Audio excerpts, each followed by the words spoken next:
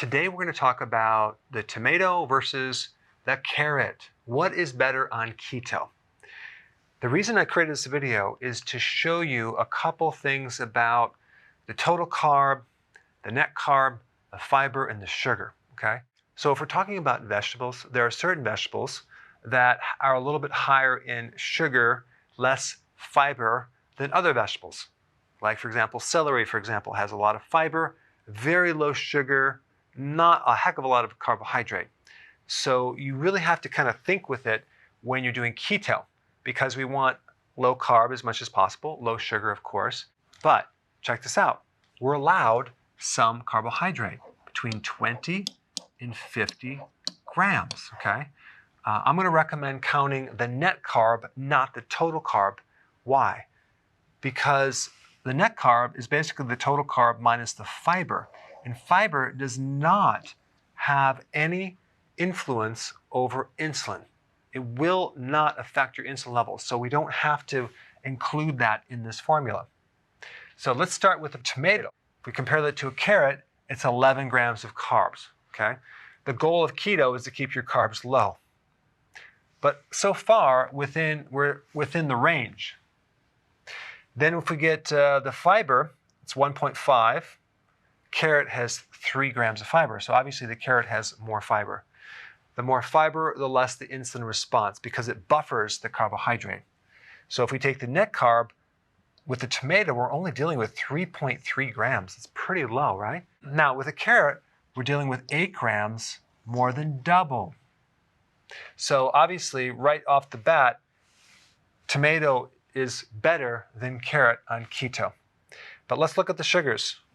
3 grams of sugar, 5 grams of sugar over here. So obviously the tomato wins, but if you compare these two, we're still well within our limit right here. So if you're doing keto, I would not necessarily try to restrict this, either one of these, unless you have a very slow metabolism and it's not working and you want to find an area that you need to bring your carbs even lower.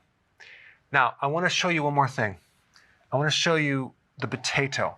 The potato is also a vegetable, but it's also a starch. So we start out 1 potato. This is basically 1 cup, right? And this is 1 cup of potato, 37 grams of carbs. And that's almost 4 times a cup of carrots. So it's quite a bit of carb. Now, as far as fiber, it's 4.7 grams. Not that much, all right? With a net carb of 32.3 grams. If we compare that to a tomato, it's 10 times more than a tomato. And then we have the sugars, 1.7 grams. That's pretty low. That's actually less than a tomato, right? Less than a carrot. So you're like, wow, it has less sugar. It must be okay. But wait a second. We have 32.3 net carbs and 1.7 grams of sugar, but what's the difference here? It's starch, okay? Starch would be compared as your stored sugar in your body, or glycogen. Okay, that's what a starch is. Like rice is a starch. Now, if we look at a carrot, okay, we have the difference between 5 grams and 8 grams.